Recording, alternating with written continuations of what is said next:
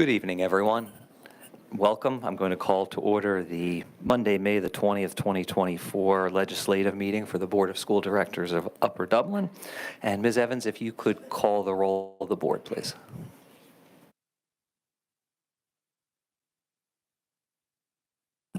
Ms. Evans. Present. Sorry. Ms. Iannitti. Present. Mr. Held. Present. Ms. Redding. Present. Ms. Sherpier. Dr. Thomas. Present. Mr. Sirota. Present. Mr. Warschauer. He is excused this evening. Mr. Wallach. Present. Thank you. Thank you, Ms. Evans. If everyone could please rise for the Pledge of Allegiance.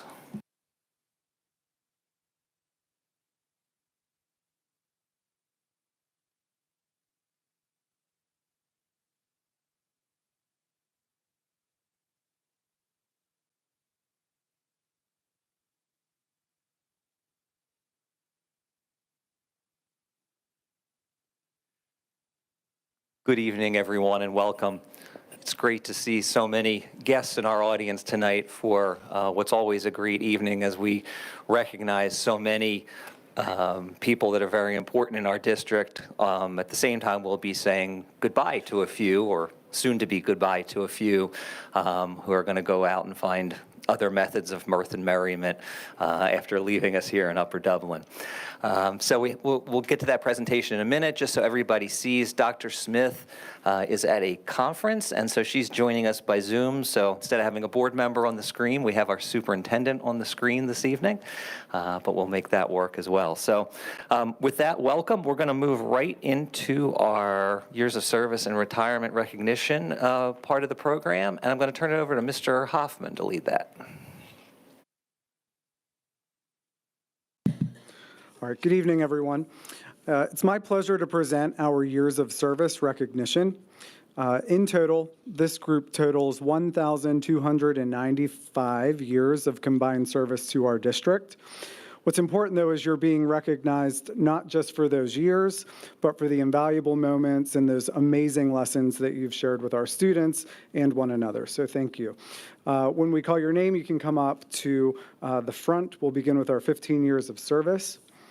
Peter Baker, Caroline Denon, Bindi Desai, Crystal Dunn,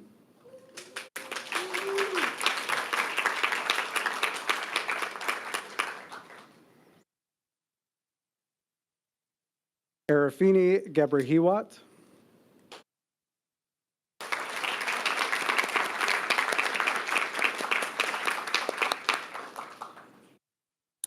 Heather Graven, congratulations.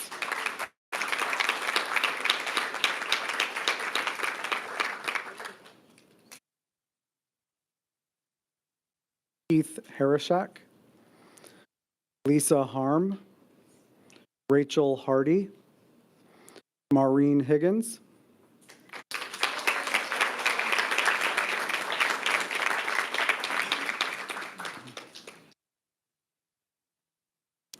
Kelly Hood,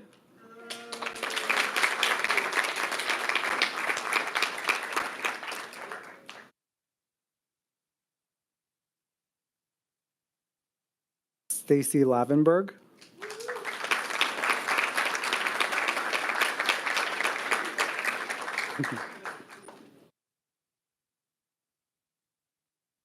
Christy Lawson,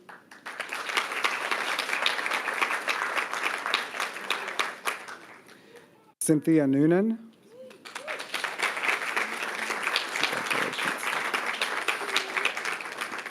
Michael Novia, Wiggy Page, Jamie Rongione, Therese Sharkey, Christopher Springer, Siobhan Trainer, Marcia Wolf.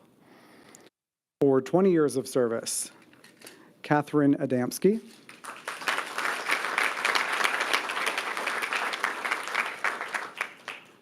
Robert Albert, Jessipina Arlotta, Kelly Betancourt, Roberta Bingham.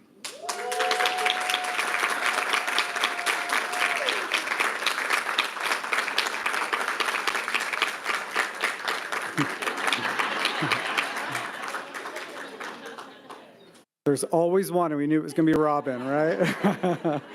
Jessica Cowden, Martin Doyle, Michael Fogel.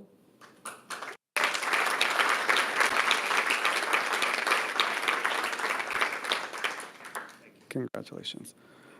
Megan Gallagher, Charles Gessing, Christine Jones, Michael Lesniak, Michael Lynn, David Mancini, Jerome Robinson, Marjorie Scherzer, Alexander Shugsta, Melissa Traber, Edward Wall, and Lauren Weinmeyer.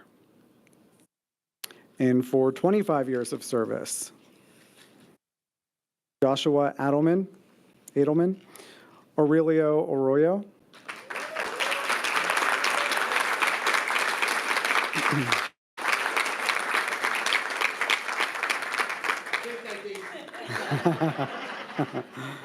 Samantha Connolly, Mary DePaul, Amy Durbin, Stephanie Fagan.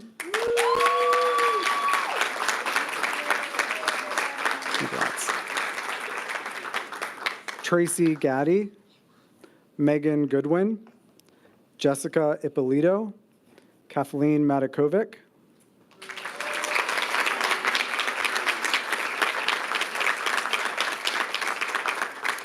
Michael Nelms, Cheryl Norden,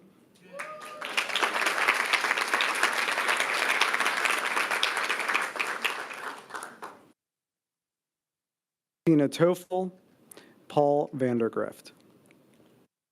For 30 years of service, Michelle Hendricks, Brad Lieberman,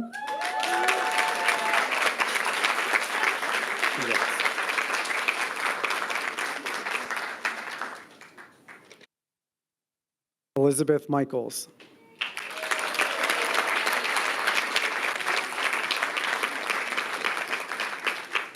Congrats. For 35 years of service, Lisa Downs,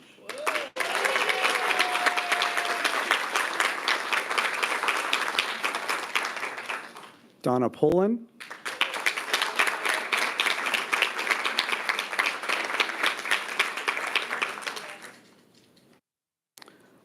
Maureen Schmidt, and Patricia Todd. So another round of applause for all of these amazing people.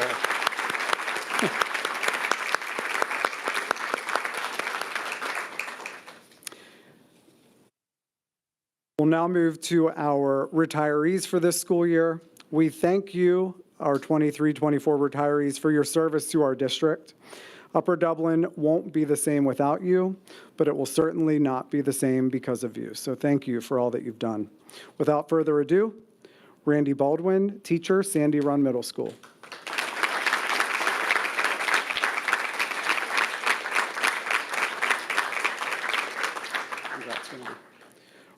Rodney Basketbill, OMT supervisor, Jarretttown, Maple Glen. Phyllis Chandler, bus driver, transportation. Julie Clapp, teacher, Upper Dublin High School. Andrea Cognetti, educational assistant, Maple Glen Elementary School. Richard DeMarco, teacher, Fort Washington Elementary School. Sarah Feather, administrator, special education.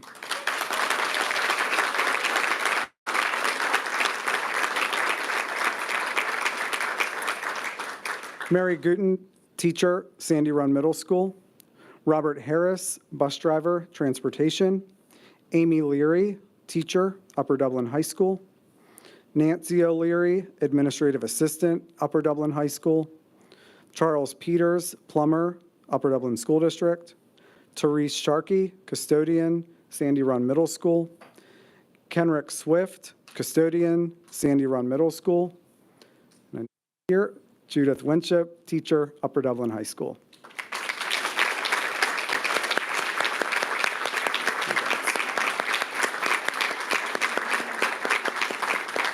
Thank you, Judy.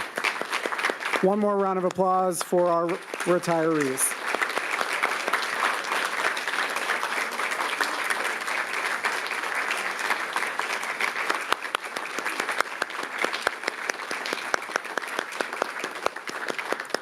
We'll now ask our years of recognition and our retirees to join us out in the lobby. We'll take a brief pause for a picture, and then you can stick around or head home because I know you've had long days. So thank you.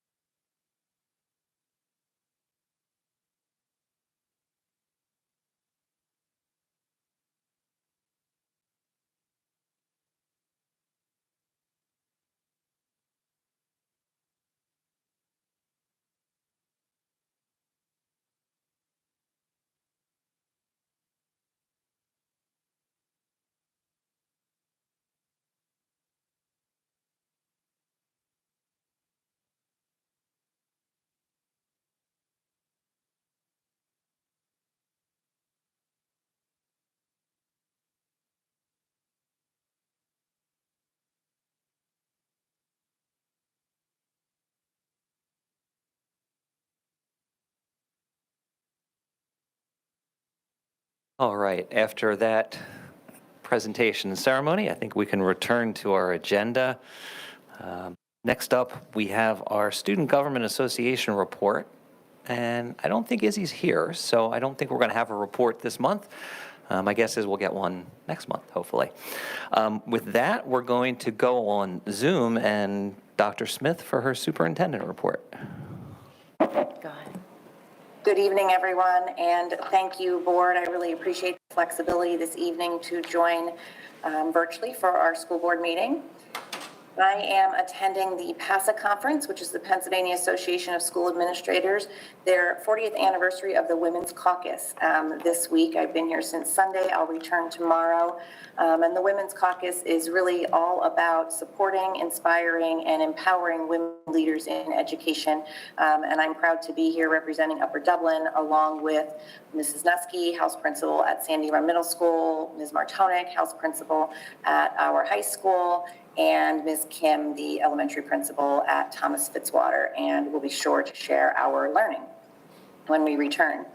I know that probably those staff members that were just recognized, I'm sure that they are moving on with their evening, but in case they are listening in at any point, I just wanted to also thank them certainly for their years of service and dedication to the district, as well as congratulate our retirees.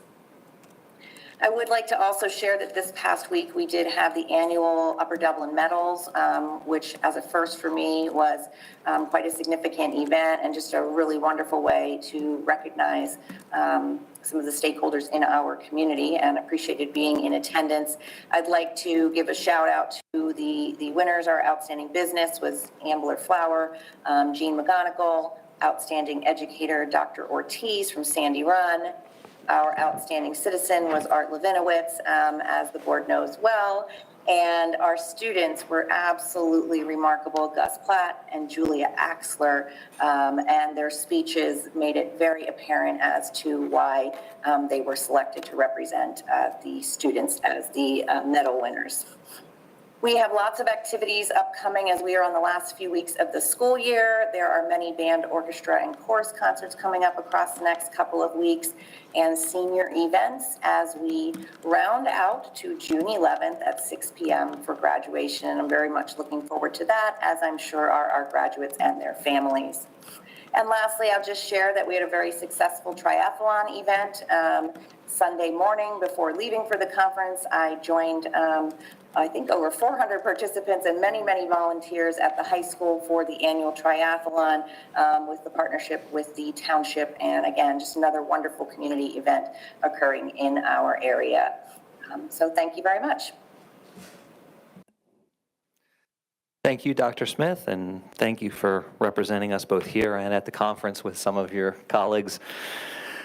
With that, we'll move on to our first opportunity for public participation. This is for action items and agenda items only. If anyone wishes to address the board, please come up, state your name, city of residence, or affirm you're a resident or taxpayer of the district, and Ms. Evans will time your 4 minutes. Hi, Ginny Vitella, Ambler. I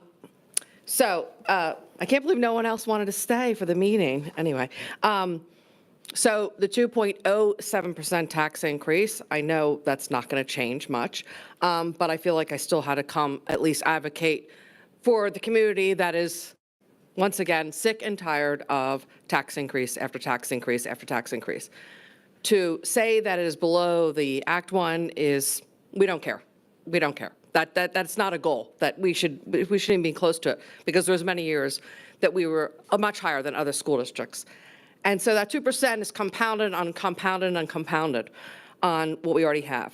We are estimating for a second, or I think it's the third year in a row of a budget overage of $5 million. And again, I think a budget overage is certainly better than a budget underage. I don't mind that. I think it's conservative thinking. I think that's great. But I think that it should be considered when we're talking about tax increases for the community. We're already planning a $3 million capital reserve, and then we might have another $5 million. And last year we put another $8 million away. We are putting money away, which is good. But the tax increase should go down.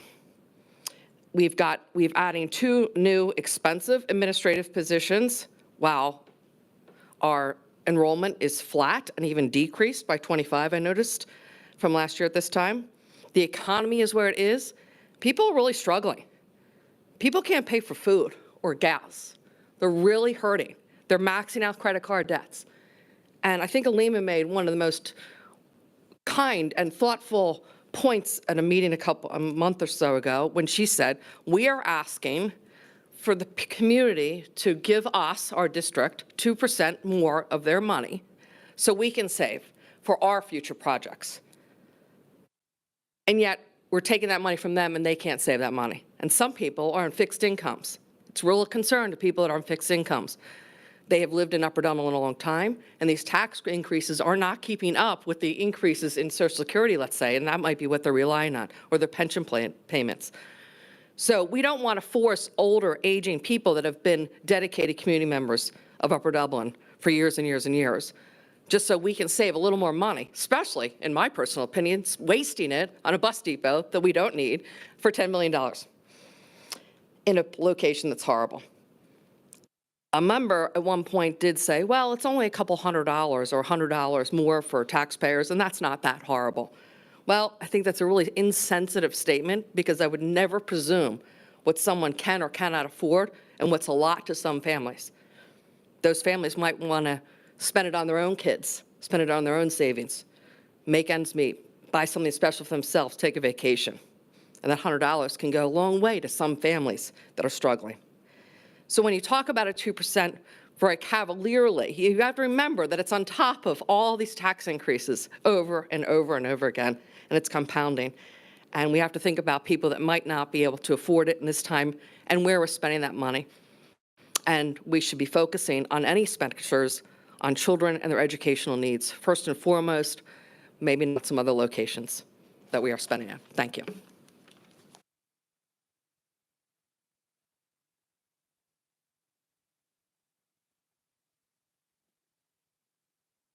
Seeing no one else approaching, I will close the first opportunity for public participation. Any comments or responses from the board or the administration? Seeing none, we will move on with the rest of our agenda.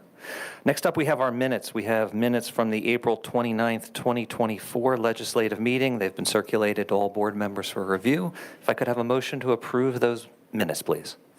Mr. Sirota, thank you. A second? Second. Mr. Held, thank you. Questions or comments? Seeing none, all in favor, please say aye. Aye. Any opposed? Excellent. Next up are our Education Committee recommendations, and Ms. Sherpier. All right, thank you. We have 4 items: IEP writing software, a professional learning partnership, conferences, and student activities. And I'd like to make a motion that the board approve all 4 items, A through D. Thank you for that motion. Do I have a second? I'll second the motion. Mr. Held, thank you so much. Questions or comments? Seeing none, all in favor, please say aye. Aye. Any opposed? Very good. Next up are our Finance Committee recommendations, and Mr. Sirota. Thank you. We have 13 items tonight under the Finance Committee recommendations, all of which were discussed in detail at the Finance Committee meeting this month, except the last one, item M, which is our regular monthly payments. I'll just call attention in particular to item I, which is approval of our proposed final budget so that it can go out and be advertised for 30 days before we approve our final budget next month. So with that, I would like to make a motion to approve items A through M. Thank you for that, Mr. Sirota. Do I have a second? Second. Ms. Evans, thank you so much. Questions or comments? Ms. Iannetti. I would like to make I have a question about item K. So that's the hometown ticketing, which we did discuss in the finance meeting, but I just wanted to make sure. So this vote, we're agreeing to work with hometown ticketing, but we're not deciding whether or not that means we don't use cash at events. That's correct. Hometown ticketing will give us the ability to sell tickets digitally. It does not prevent us from having the opportunity to sell tickets via cash. So I've been working with Mr. Hyland and Ms. Martonic to make sure we know that that's not going to be possible day one. So we'll implement that over time, and we'll certainly evaluate and make sure we meet the needs of anyone that wants to attend our events or activities. So yes, to answer your question in short, we are not eliminating cash as soon as we implement this. Thank you. Any other questions or comments? Seeing none, all in favor, please say aye. Aye. Aye. Any opposed? Excellent. Next up, we have our Personnel Committee recommendations, and Ms. Redding. We have 4 recommendations for personnel, and I'm making a motion for items A through D. Thank you, Ms. Redding. Do I have a second on that motion? I'll second. Ms. Ionetti, thank you so much. Questions or comments? Seeing none, all in favor, please say aye. Aye. Any opposed? Excellent, thank you so much. We do not have any pupil services recommendations this evening, so we'll go right to our policy committee recommendations, and Ms. Ionetti. Okay, we have 4 items, A through D. We have discussed all of these at length in the policy meeting, so I'd like to make a motion to approve them. Thank you so much. Do I have a second for that motion? Second? Dr. Thomas, thank you so much. Questions or comments? Seeing none, all in favor, please say aye. Aye. Any opposed? Excellent, thank you. We do have one item of other business this evening. Before we take a motion on that, I think I'm going to turn it to Dr. Smith to explain the application for the FID plan. Go ahead. Thank you, Mr. Wallach. This is a result of Section 1506 of the Pennsylvania School Code. It is really a compliance issue. A FID is a flexible instruction day program. It's available to public schools in the state of Pennsylvania.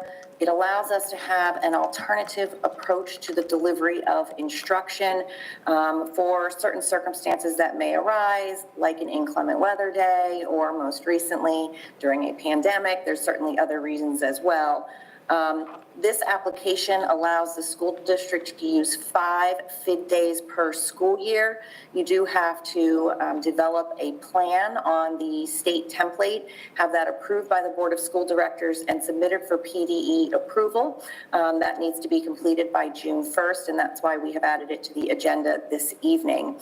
Once approved, assuming that it is approved by the state, then it is good for 3 years, and we don't need to reapply until the end of the 3 years.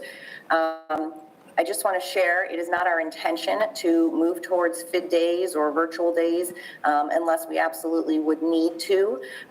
We have inclement weather days built into the calendar for 24, 25, and there's also been new legislation that we shared previously at a school board meeting where we now have more flexibility with the scheduling of instructional time.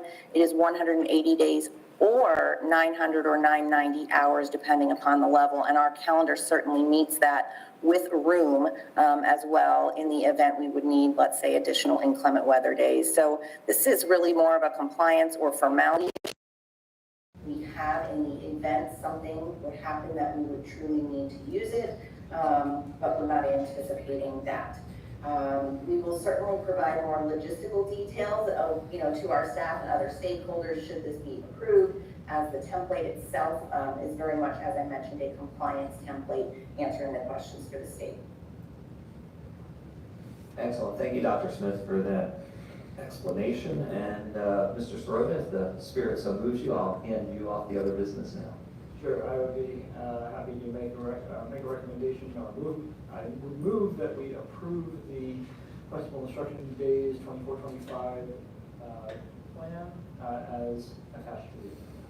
Thank you so much. Do I have a second for that motion? Second. Ms. Scherpinger, thank you so much. Any questions or comments from the board? Seeing none, all in favor, please say aye. Aye. Any opposed? Thank you so much. Next up is our solicitor's report and our Sunshine Act announcements. Mr. Piazza. Yes, thank you. Good evening. The board met in executive session tonight prior to tonight's public meeting. The 2 executive session items that were discussed for the personnel report the board just voted on a few moments ago. And the board also had a discussion regarding the terms and conditions of the Act 93 Administrative Compensation Plan. Thank you. Thank you, Mr. Piazza.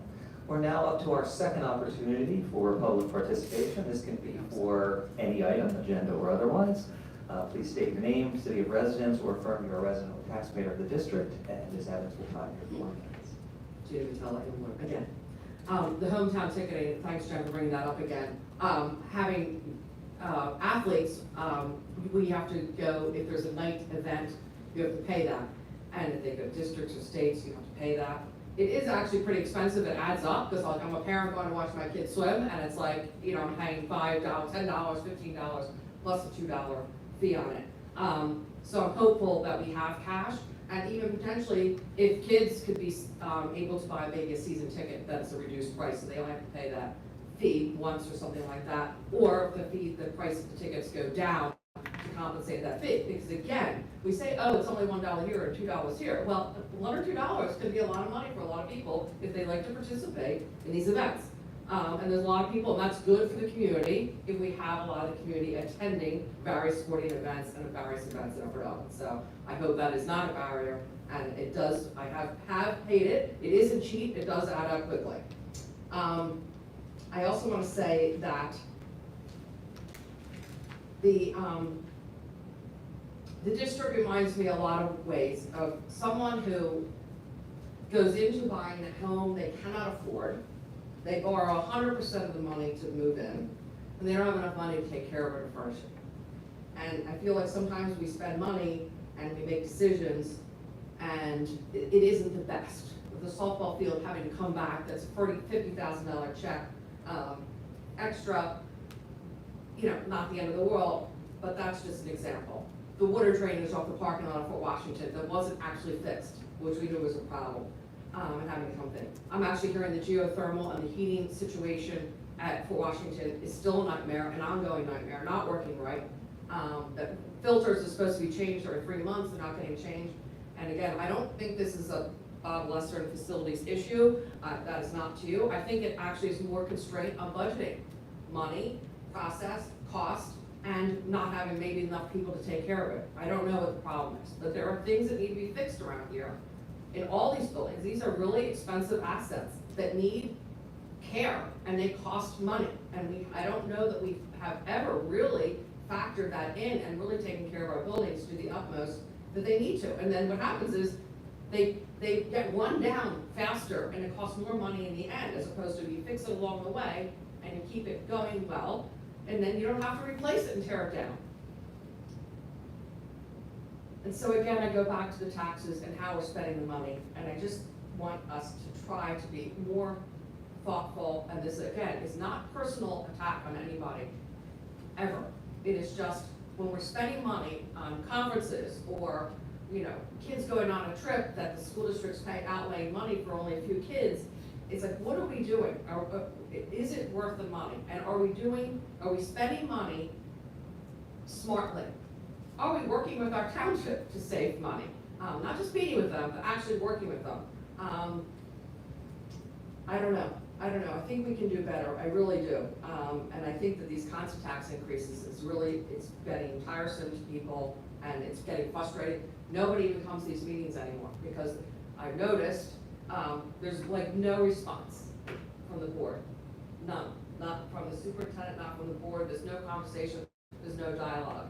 There's no communication. The community has kind of thrown up their hands. If they're emailing me and I am me, and what am I? I just come to these meetings and speak. But I get constant, I would say daily, I get comments from people that are just feeling desperate and feel like they're not being listened to, and what they're doing, that the board and the district is functioning and it's not paying attention to the people. And I just want you to be aware and know that and do your best. Thank you.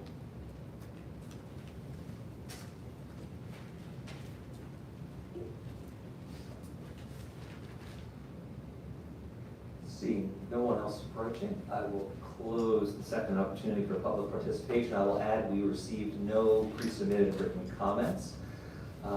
Any responses or comments from the administration or the board? Dr. Smith? Yes, thank you, Mr. Wallach. I would just like to comment that Mr. Luckman and I will certainly speak with Mr. Lester to determine if there are any HVAC issues in any of our buildings, but I would also like to assure the board and our public that we do have maintenance plans and we are maintaining our buildings and our systems as they should be. Thank you. Thank you, Dr. Smith. Any board members with any comments? Okay. We will move on to our informational items. We have our enrollment report as usual. We have our liaison committee reports. Do any liaisons have anything to add other than what's in their written report? Mr. Soroda. I would like to As a representative on the Upper Dublin Township Comprehensive Plan Steering Committee, just alert the community that there will be an open house on Thursday, June 13th at the library to discuss the Township Comprehensive Plan. Again, that's the Township Comprehensive Plan, not ours, which is also in progress at the same time.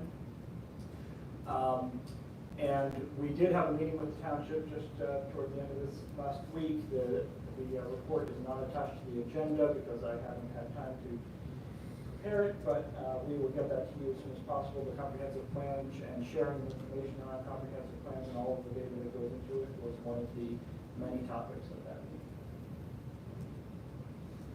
Thank you for that update. Dr. Thomas?